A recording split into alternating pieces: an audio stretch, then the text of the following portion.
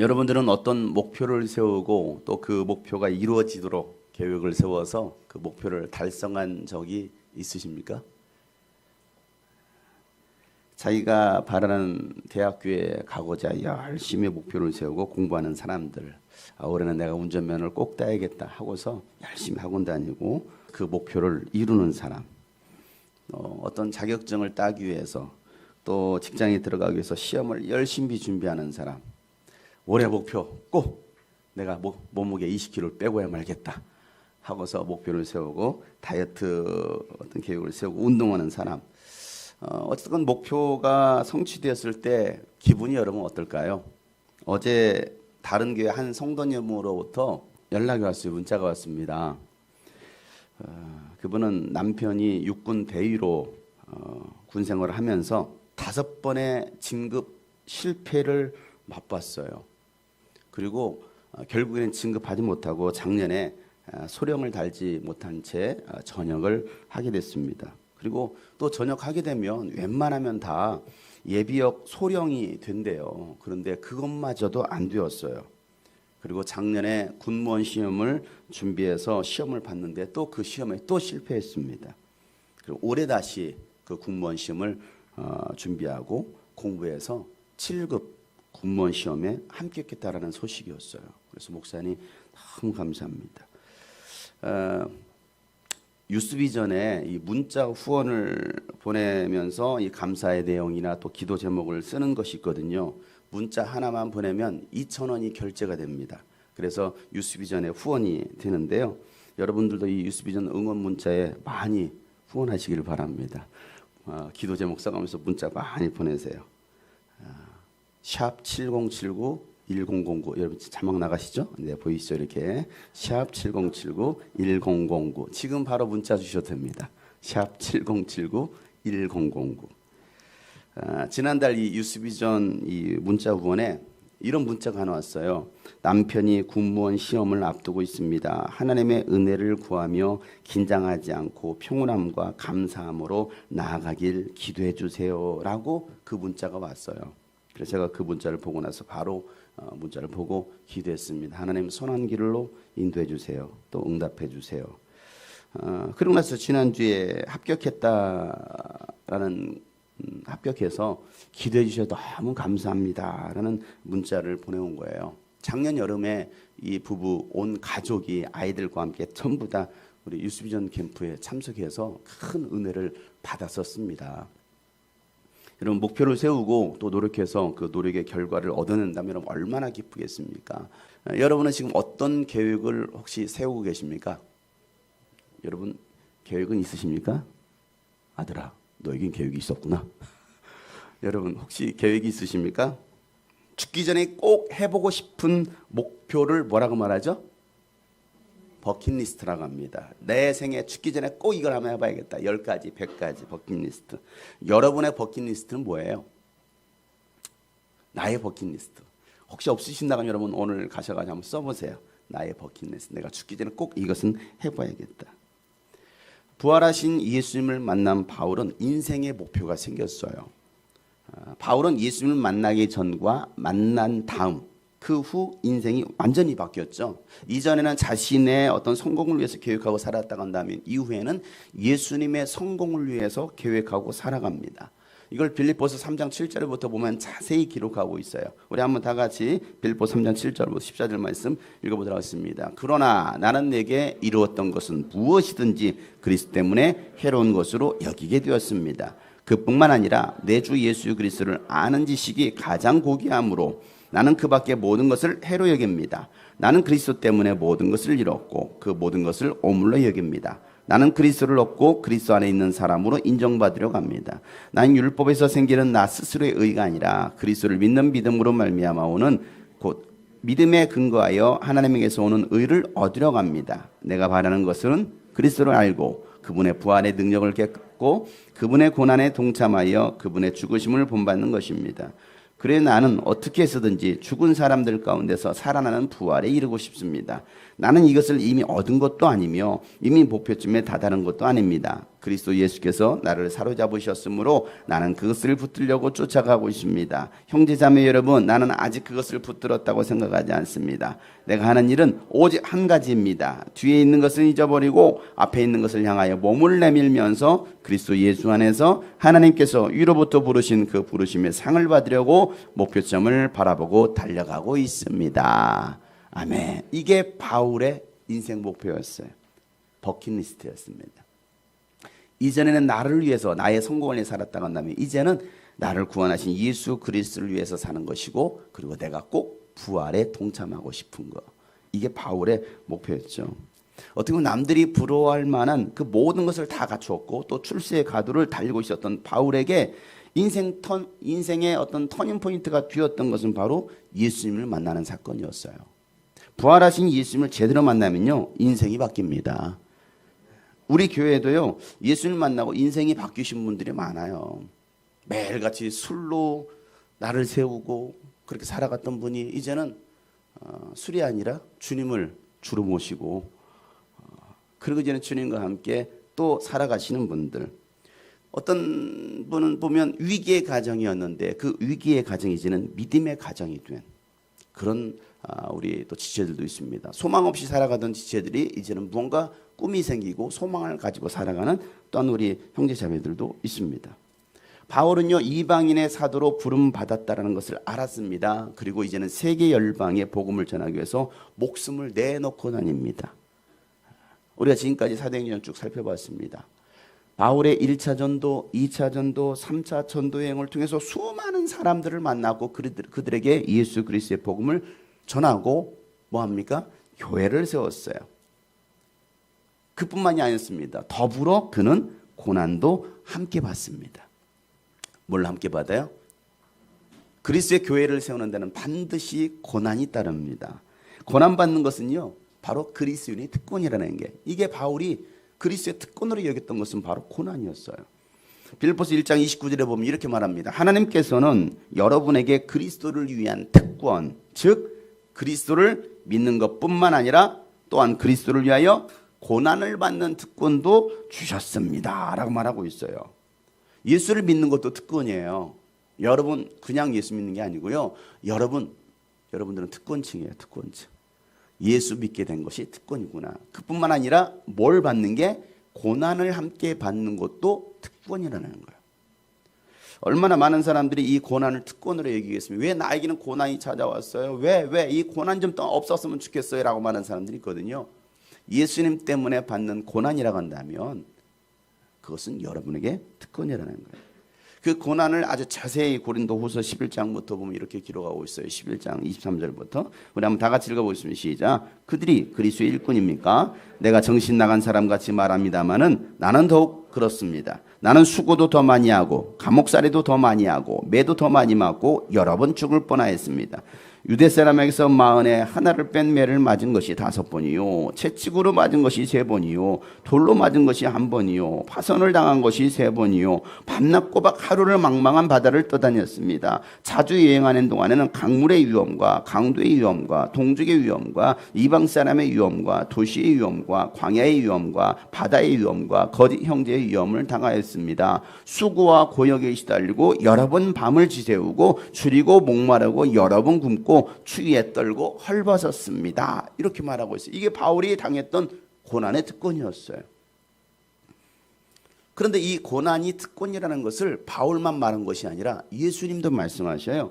마가복음 10장 29절부터 31절 말씀을 보면 예수께서 말씀하셨다. 내가 진정으로 너에게 말한다. 나를 위하여 또 복음을 위하여 집이나 형제나 자매나 어머니나 아버지나 자녀나 논밭을 버린 사람은 지금 이 세상에서는 박해를 받겠지만 집과 형제와 자매와 어머니와 자녀와 논밭을 100배나 받을 것이고 오는 세상에서는 영원한 생명을 받을 것이다. 그러나 첫째가 꼴찌가 되고 꼴찌가 첫째가 되는 사람이 많을 것이다.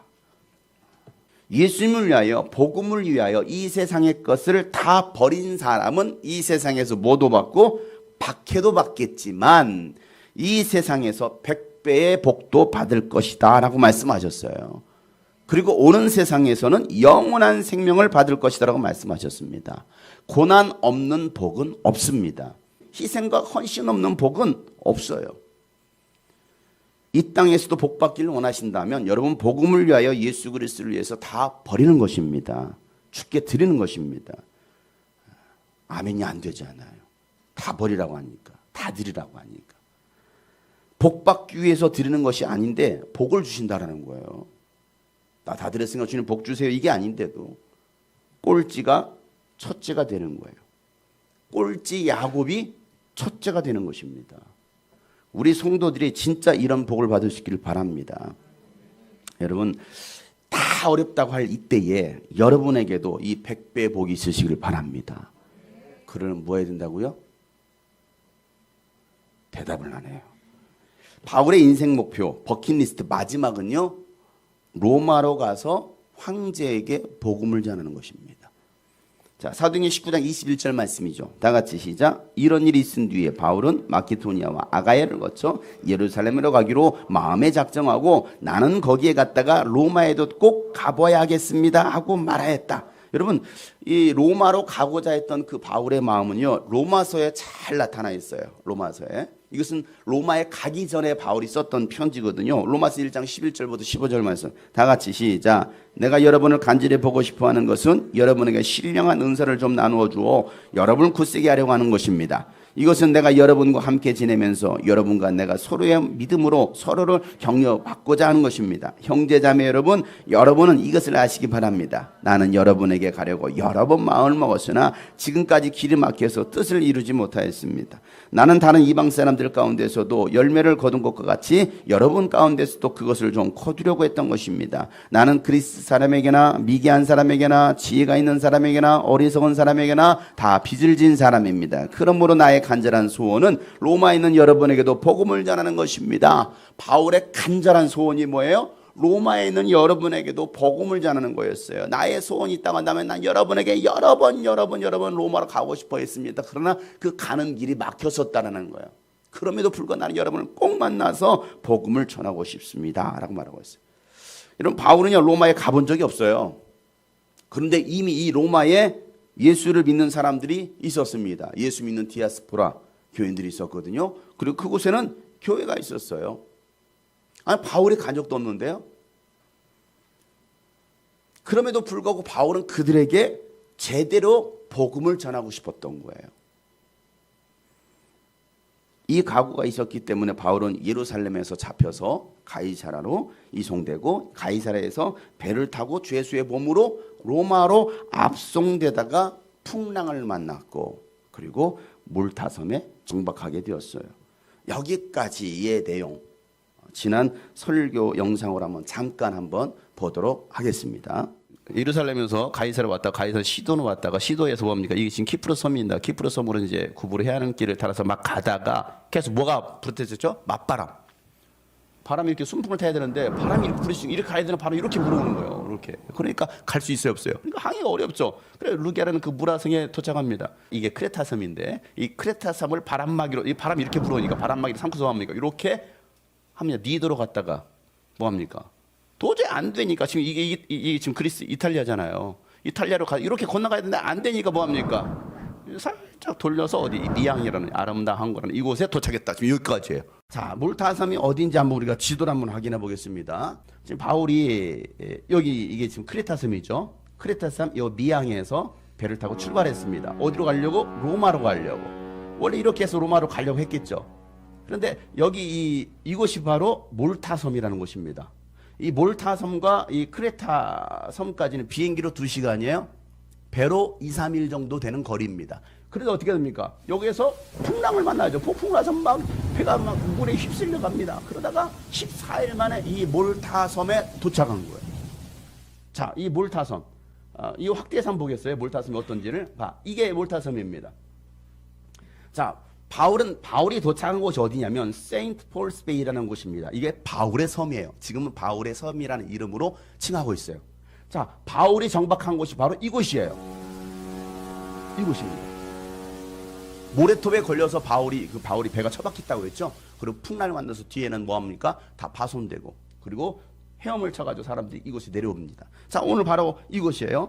네, 지난 시간까지 말씀 봤던 데가 바로 저기였습니다. 몰타섬에 배가 이제 정박하게 되었고 거기에 도착하자 그 섬에 있었던 주민들이 바울 일행을 막 환영하죠.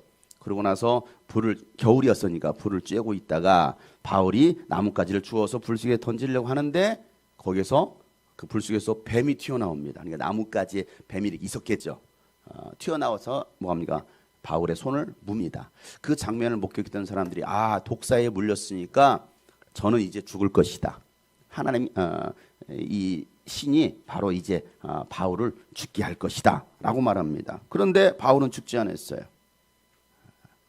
그래서 사람들이 저가 신이 아닌가 라고 말을 하죠. 오히려 죽지 않고 열병과 이질에 걸려서 병 속에 누워있었던 그 추장의 아버지를 살려냅니다. 그 소문이 섬에 다 퍼지게 돼요. 그래서 병을 앓고 있던 사람들이 다 바울을 찾아와서 모든 병을 다 고침받습니다.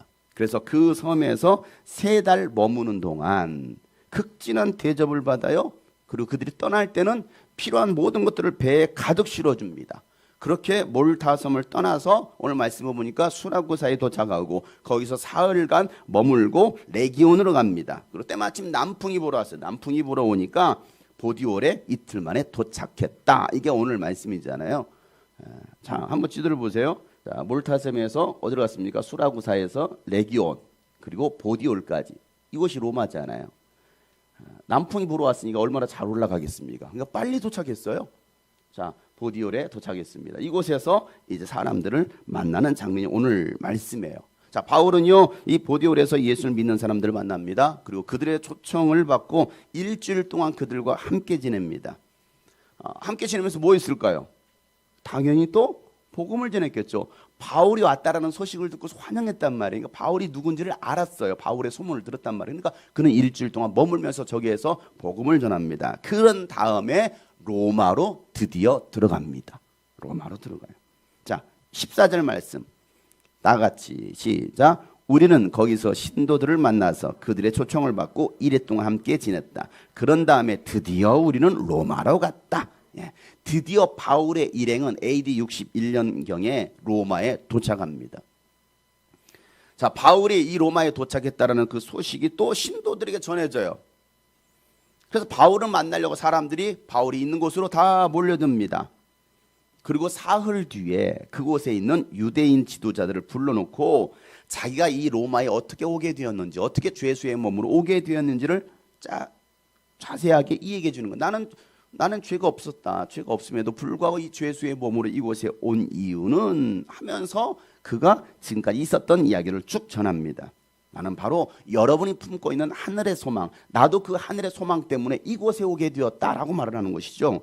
바울의 얘기를 듣고 있었던 그 유대 지도자들은요, 아직 그 유대로부터 이 바울이 어떤 사람인지 어떤 편지도 받아본 적이 없어요. 또 이 사람에 대한 또 소문들이, 좋은 소문들이 나쁜 소문도 없지만은 그래도 그가 가는 곳마다 여러 가지 문제들이 발생했다는 그런 이야기는 들었습니다. 그러면서 이 바울에 대해서 적대시하지는 않습니다. 그래서 바울과 다시 만나기로 약속을 잡아요. 약속을 잡아놓고 많은 사람들이 그 시간에 바울이 머물고 있는 숙소로 와서 바울의 이야기를 들었습니다. 자, 바울은 아침부터 저녁까지 하나님 나라와 예수님에 대해서 전하더라라고 말하고 있습니다. 23절 다 같이 시작. 그들은 바울과 만날 날짜를 정하였다. 그날에 더 많은 사람이 바울의 숙소로 찾아왔다. 그는 아침부터 저녁까지 그들에게 하나님 나라를 엄숙히 증언하고 모세의 율법과 예언자들의 말을 가지고 예수에 관하여 그들을 설득하면서 그의 속내를 터놓았다. 자, 바울이 뭘 전했어요? 하나님의 나라. 하나님의 나라. 이게 우리의 소망 아닙니까? 그 유대인들이 가지고 있었던 소망이 뭡니까? 하나님의 나라에 들어가는 것이잖아요. 천국 가는 것이잖아요. 하나님의 나라를 증언합니다. 그리고 모세의 율법과 예언자들의 말. 이게 뭐예요? 구약 성경이잖아요. 모세의 율법과 예언자의 말을 가지고서 선지서를 통해서 그 예언됐던 예수님에 대해서 이야기하는 거예요. 바로 우리가 지금까지 기다렸던 메시아가 바로 그 예수님이다라고 설득합니다. 자, 이 바울의 얘기를 듣자 받아들이는 사람이 있는가 하면 받아들이지 않는 사람이 있더라는 거예요. 똑같이 복음을 들어도요, 오늘 이 시간에 이 자리에 앉아서 똑같이 말씀을 들어도 이 말씀이 믿어지는 사람이 있는가 하면 안 믿어지는 사람이 있어요. 이 말씀이 들어가는 사람이 있고요, 꽉 막혀버리는 사람이 있다는 거예요. 그래서 바울은 이사야 선지자를 통해서 이렇게 말을 합니다. 뭐라고 말합니까? 자, 26절부터 27절 말씀. 곧 이런 말씀입니다. 시작. 이 백성이 가서 말하여라. 너희가 듣기는 들어도 깨닫지 못하고 보기는 보아도 알지 못한다. 이 백성의 마음이 무디어지고 귀가 먹고 눈이 감기어 있다. 이는 그들로 하여금 눈으로 보지 못하게 하고 귀로 듣지 못하게 하고 마음으로 깨닫지 못하게 하고 돌아서지 못하게 하여 내가 그들을 고쳐주지 않으려는 것이다. 예, 아무리 얘기해도 깨닫지 못한다는 거예요. 눈으로 봐도 보지 못하고 귀로 들어도 듣지 못하는 사람들. 그러잖아요. 동일한 말씀이 선포되지만 이 말씀을 아멘으로 받아들이는 사람이 있는가 하면 그냥 아무 반응 없는 사람이 있고요. 오히려 적대시하는 사람도 있어요. 여러분은 어떤 사람입니까? 마음이 무디어지고 귀가 먹고 눈이 감긴 사람들이라는 거예요. 깨닫는 귀가 복이 있고요. 볼 수 있는 눈이 복이 있습니다. 여러분은 하나님의 말씀을 깨달을 수 있는 귀가 열리고 영적인 세계를 볼 수 있는 눈이 열리시기를 축복합니다. 아무리 제가 막 소리 지른다고 해서 그걸 믿고 받아들이는 게 아니에요. 바울을 통해서 구원의 복음이 이방인에게 전파되었다는 것을 바울은 말합니다. 그리고 로마에 2년 동안 셋집에 머물면서 자기를 찾아오는 사람들을 다 맞아들이면서 복음을 전합니다. 2년 동안 셋방살이에요. 월세인지 전세인지는 모르겠지만은 셋집을 얻어서 거기에서 살면서 복음을 전해요. 자, 30절 31절 다 같이 큰 소리로 시작. 바울은 자기가 얻은 셋집에서 꼭 2해 동안 지내면서 자기를 찾아오는 모든 사람을 맞아들였다. 그는 아무런 방해도 받지 않고 아주 담대하게 하나님 나라를 전하고 주 예수 그리스도에 관한 일들을 가르쳤다. 바울은 2년 동안 이 로마에서 이 셋집에서 가택 연금된 상황입니다. 나가지는 못해요. 그러나 그 안에서는 자유롭게 왜? 지키고 있으니까. 군인들이 지키고 있으니까. 그 상태에서 뭐합니까? 바울은 복음을 전합니다. 바울을 만나러 오는 사람들이 그곳에 오는 거예요. 그곳에 와서 바울로부터 복음을 전해받고 그들이 예수를 믿게 됩니다. 바울은요, 비록 내가 지금 같이 몸이 되었어요. 감옥과 같은 곳입니다. 내 셋집이지만 이미 감옥과 같은 곳이에요. 그곳에서 복음을 전하는 일을 멈추지 않더라는 거예요. 복음의 내용은 하나님의 나라와 예수 그리스도에 관한 일들이었습니다. 아무리 어려운 상황 속에서도 바울은 복음을 전하는 일을 멈추지 않습니다. 여러분, 지금 우리의 상황이 아무리 어려워도 우리가 멈추지 말아야 될 것이 복음 전파입니다. 하나님 나라와 예수 그리스도를 전하고 가르치는 일은 결코 멈추지 말아야 됩니다. 이 일은 목회자만 하는 게 아니에요. 목사님이니까 당연히 직업이니까 하셔야죠. 과연 그럴까요? 예수 믿고 구원받은 그리스도인 모두가 해야 될 사명입니다. 이 사명을 우리에게 주셨어요. 그런데 이건 남의 이야기야. 나와 상관없는 얘기예요. 복음 전하고 전도하고 선교하는 것은 나와 상관없는 얘기라는 거예요. 도대체 그러면 누가 천국 갈 수 있을까요? 누가 과연 예수 믿는 사람입니까? 성령께서 임하신 것은 무엇입니까? 예수 증인되어서 마지막 주님 오실 길을 예비하라는 거 아니에요? 여러분 성령 받으셨나요? 왜 받으셨나요? 성령을 왜 보내주셨나요? 자랑하라고요? 은사 자랑하라고요? 장식품입니까? 왜 성령을 보내주셨습니까? 예수 증인되라는 거예요. 땅끝까지 예수 증인의 삶을 살라라는 거예요. 그런데 우리는 성령 받았다고 하면서 우리는 그거와는 무관한 삶을 살아가고 있습니다. 여러분, 지금 우리는 마지막 시대 중 마지막 때를 살아가고 있어요. 핍박의 시대를 살아가고 있어요. 그 어느 때보다도 자유롭지 못한 시대를 우리가 지금 살고 있지 않습니까? 교회 오는 것조차도 여러분 자유롭지 못해요. 감시받고 있어요. 마음대로 올 수 없습니다. 예배 드리면서도 다 마스크 쓰고 있잖아요. 얼마 여러분 편하지 못해요. 이런 시대에 우리가 살고 있습니다. 그런데 성경은 뭐라 말하고 있습니까? 이럴 때일수록 마지막 때가 될수록 모이기를 힘쓰고 복음 전파에 힘쓰라라고 말씀하고 있는 거예요. 여러분, 우리에게 주어진 이 마지막 기회일 수 있어요. 이 시간이 우리에게 주어진 마지막 기회일 수도 있다는 사실이에요. 마지막 때가 되면 노아의 때와 같이 시집가고 장가가고 일상생활에 매여 살다가 멸망당할 사람이 있을 것이다 라고 예수님께서 말씀하셨어요. 마태복음 24장에 보면 예수님께서 마지막 때 이런 일이 일어날 거야. 하시면서 37절부터 44절까지 말씀하십니다. 다 같이 한번 크게 읽겠습니다. 시작. 노아의 때와 같이 인자가 올 때에도 그러할 것이다. 홍수 이전 시대에 노아가 방주에 들어가는 날까지 사람들은 먹고 마시고 장가가고 시집가며 지냈다.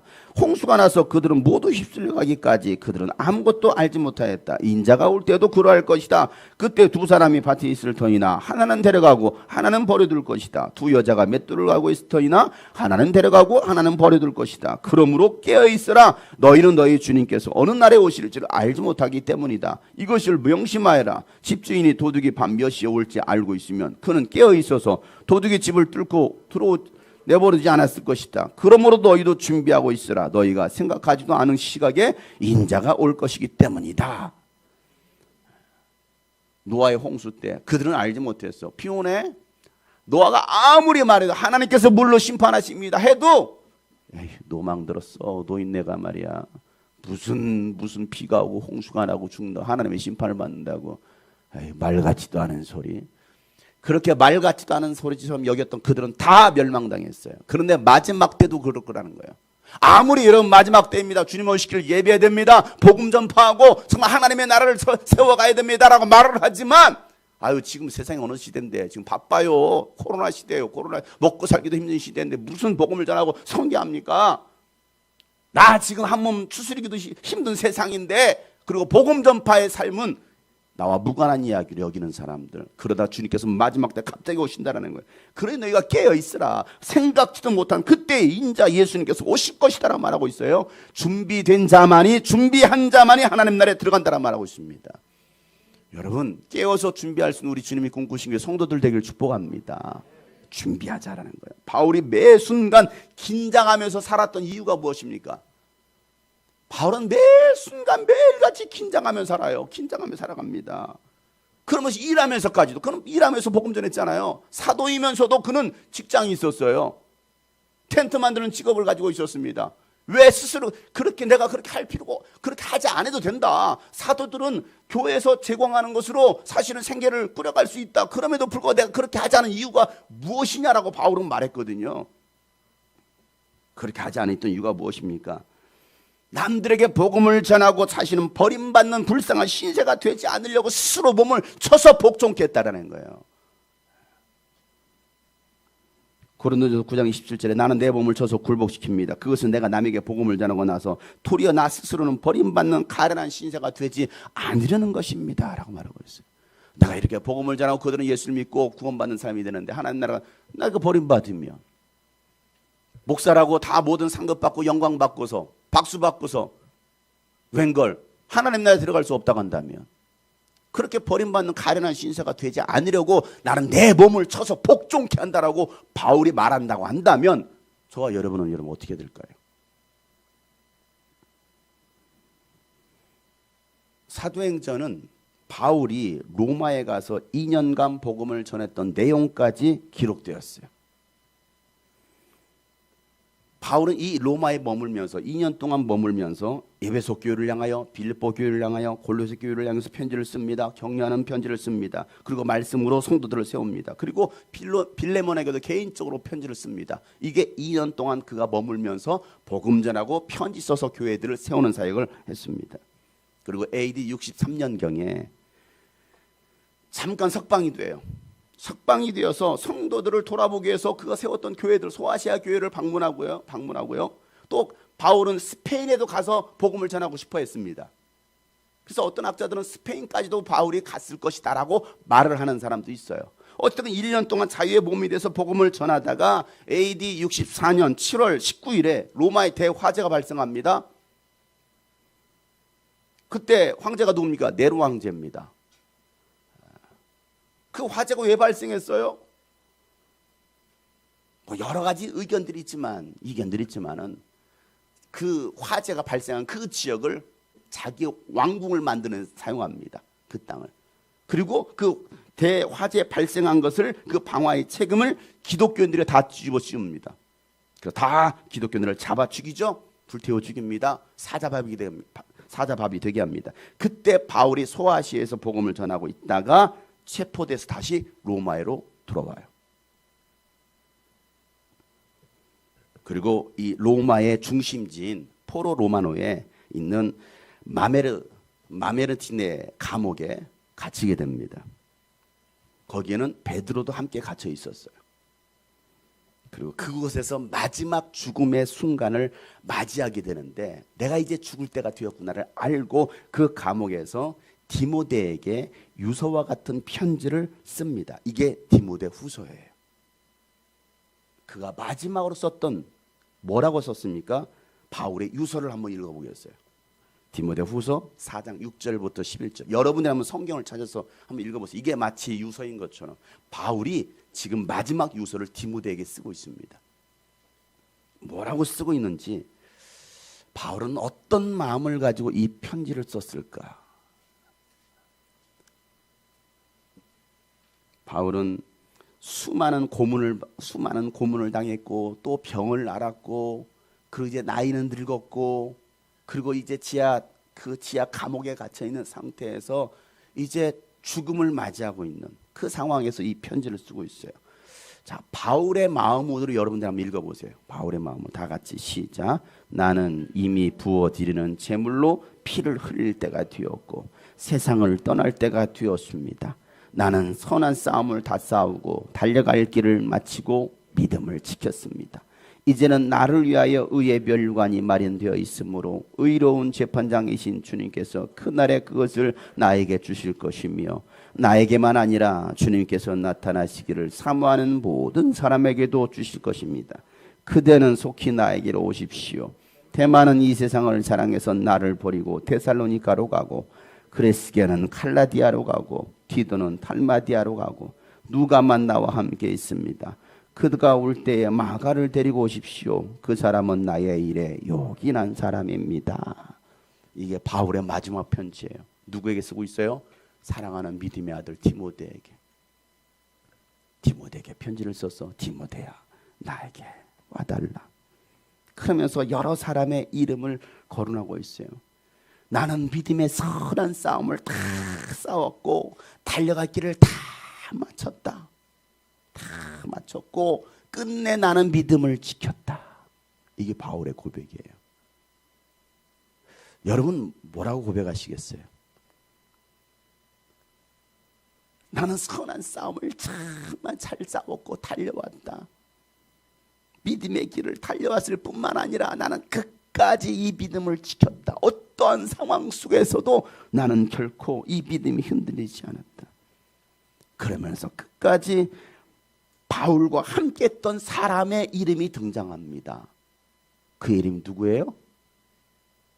누가 등장해요? 누가가 이 사도행전을 쓰고 있는 거예요. 사도행전을. 나와 끝까지 함께 있었던, 이 자리에 함께 있는, 이 감옥에 함께 갇혀 있는 누가는 나와 함께 있지만은 대만은 이 세상을 사랑해서 나를 버리고 데살로니가로 갔고. 여러분 이 바울이 에베소서, 빌레몬서, 이 바울 서신에 보면 빌립보서, 골로새에 보면 이 데마의 이름이 등장해요. 데마 이름. 그때까지는 같이 있었어요. 그때까지는 같이 있었어요. 왜? 거기에 데마의 이름을 쓰고 있거든요. 나와 함께하고 있는 데마 쓰고 있어요. 그런데 마지막 편지, 이제 로마에서 바울이 죽기 전에 이 편지를 쓸 때는 데마는 세상을 사랑해서 데살로니가로 갔고. 왜? 이때가 기독교인의 극심한 박해가 있었을 때거든요. 다 잡아들이는 거, 다 죽이는 거예요. 극심한 박해가 있을 그때, 그 순간에 데마는 세상을 사랑했대요. 편안함을 쫓아갑니다. 데살로니가 교회로 가는 거예요. 거기는 안전하니까. 여기보다는 안전해. 군포보다는 안전하잖아요. 군포에 코로나가 얼마나 많이 발생했습니까? 군포는 가지 말래요. 안양 지역은 가지 말래요. 위험한 지역이라는 거예요. 더군다나 이런 작은 교회는 가지 말래요. 그러니까 데살로니가는 좀 낫잖아. 거기는 확진자가 없대. 데살로니로 가는 거예요. 이게 세상을 사랑했다라는 거예요. 그가 신앙을 버렸다라고 말한 게 아니에요. 세상을 더 사랑하는 거예요. 그리고 데살로니가에 가서 열심히 나름대로 사역했겠죠. 데마는 이 세상을 사랑해서 나를 버리고 데살로니가로 갔고, 그레스게는 칼라디아로 위로 올라가 버리고, 디도는 달마디아로 가고, 누가만 나와 함께 있다라고 말합니다. 그리고 에베소에 머물고 있었던 이 디모데를 올라오라고 말하면서, 올 때에는 누구를 데리고 와라? 마가를 데리고 와라. 그 사람은 나의 일에 뭐한 사람이다? 아주 요긴한 사람이다. 그 요긴한 사람의 이름이 뭐예요? 마가입니다. 마가가 누구예요? 마가 요한인데 1차 전도 여행 때 바울과 함께 시중을 들던 사람이었습니다. 바울의 전도사에게 동참했던 사람입니다. 그런데 그 1차 전도 여행 때 무슨 이유에서 이제 바울을 떠나버립니다. 바울과는 같이 할 수 없을 거. 장효성 목사님과는 오래 같이 못할 것 같아. 그냥 떠나버려요. 그것 때문에 2차 전도여행 때 바나바와 싸우게 됩니다. 바나바는 마가를 데리고 가자. 바울은 뭔 소리냐? 1차 전도여행 때 우리를 버리고 떠난 사람인데 왜 데리고 가느냐? 갈 수 없다. 그걸로 대판 싸웁니다. 그래서 갈라서게 돼요. 그래서 바울은 실라를 데리고 갑니다. 바나바는 마가를 데리고 가요. 그렇게 갈라섰던 사람입니다. 그런데 죽기 전에 마지막 요새에 마가를 내게로 데려와라. 그런 나에게 정말 요긴한 사람이다 라고 말을 하고 있습니다. 이게 무슨 내용일까요? 그 마음 가운데 미움도 있었을지도 모르겠어요.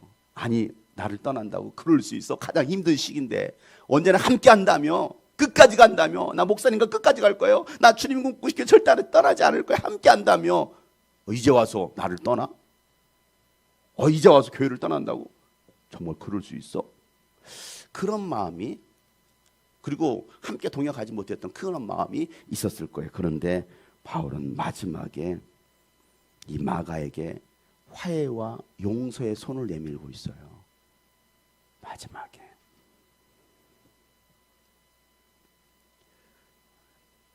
대단한 용기 아니에요? 나를 버린 사람인데 그를 내게로 데려와라. 그런 나에게 아주 요긴한 사람이다. 여러분, 정말 이 짧은 한 구절이지만 이게 정말 감동적인 내용인데 여러분의 눈빛은 정말 감동적이에요. 바울은 이걸 막 눈물로 썼을 것 같아요. 눈물로.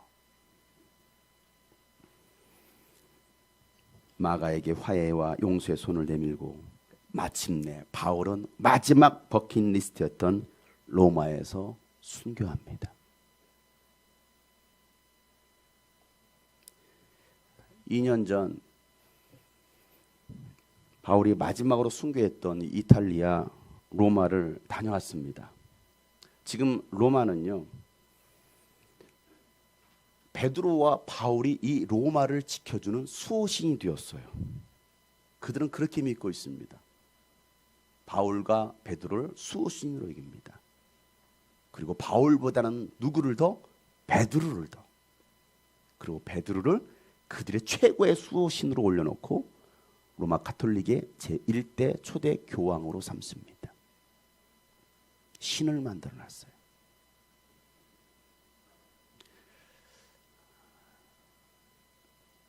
로마 가보면요, 그 어느 곳도 다 베드로를 위해서 얼마나, 베드로 그 대성당도 만들어놨잖아요. 베드로 성당, 얼마나 의리한 그 베드로 성당도 만들어놨잖아요. 근데 바울의 흔적은요, 찾아보기가 어려워요.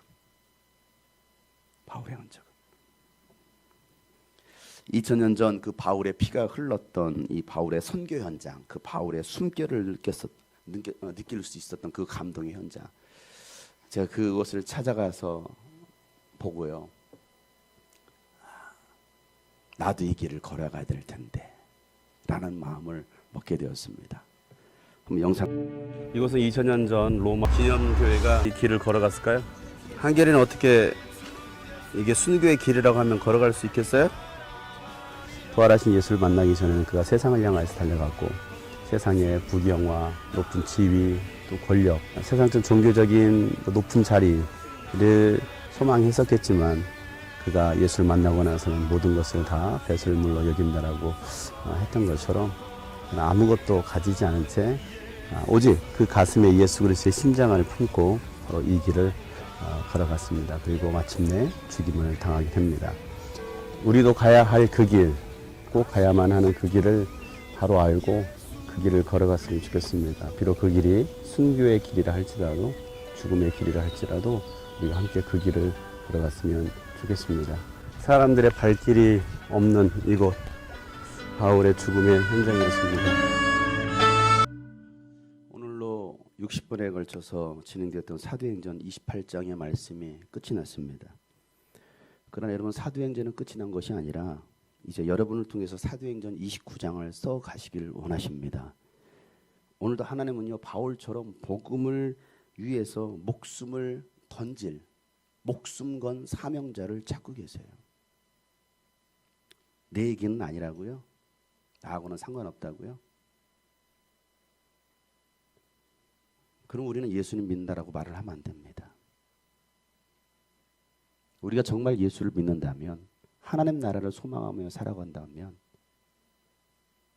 바울의 삶이 오늘 우리의 삶이 되어야 되고, 사도행전의 이야기가 오늘 나의 이야기가 되어야 됩니다.